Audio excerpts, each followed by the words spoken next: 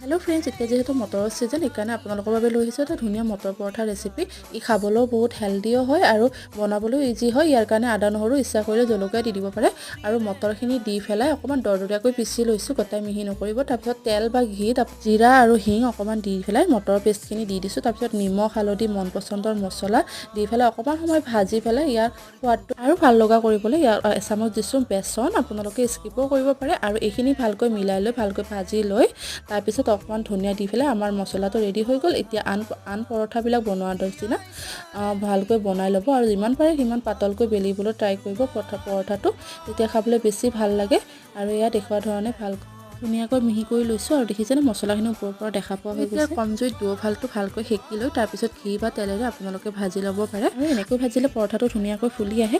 আপুনি চাহ বা চাটনি চচৰ লগতো খাব পাৰে। মই ইয়াত ধনিয়া চাটনিৰ লগত খাইছোঁ আৰু বহুত ভাল লাগে। যদি ভাল পালে ভিডিঅ'টো প্লিজ ছাবস্ক্ৰাইব